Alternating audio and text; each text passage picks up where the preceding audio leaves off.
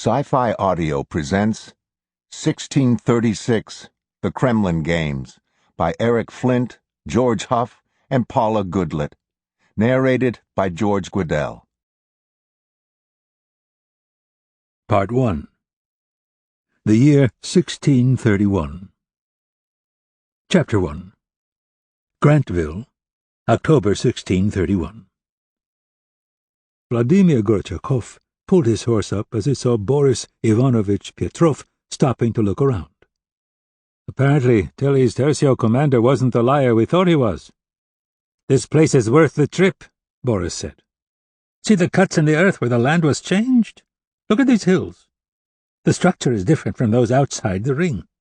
Everything inside this ring of fire is different." Most of their entourage was still on its way from Jena, but neither he nor Boris had wanted to delay long enough to sell all their trade goods or drag what was left along with him. They had left the matter in the hands of Fyodor Ivanovitch and ridden on ahead with just 2 attendants. "I was convinced it was a fraud of some sort." Boris was shaking his head in wonder. "But anyone who could fake this kind of thing would have too much power to need to fake anything." Vladimir nodded to the bureau man and patted his horse. "I believed it was a preposterous lie right up until we got to Jena. It was the uptimer and that APC that made me start to suspect it might not be. Once you've seen one of those cars, well, you must believe that something has happened. For me, it was the view from Rudolstadt." Boris grinned. "But I'm a cynic. Cars can be made by men, not this." He waved at the circle of inward and outward-facing cliffs. Vladimir remembered his first sight of over a mile of mirror-smooth cliffs. It had been beyond impressive. It was as though God had taken a scoop out of the earth and replaced it with a scoop of something else. He could see Boris's point. Vladimir looked over at Boris.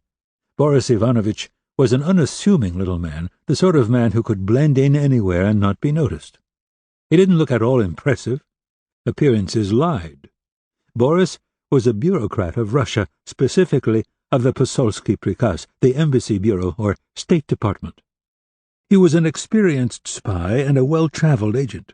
He spoke, read, and wrote Russian, Polish, Danish, German, English, and, of course, Latin and Greek. He'd been assigned to accompany Vladimir Petrovitch on this fool's errand by the Tsar's father in an attempt to keep the Tsar from looking any more foolish than could be avoided. And probably, Vladimir acknowledged, to keep me out of trouble. Vladimir was sure Boris had his own thoughts about the situation. Sample complete. Ready to continue?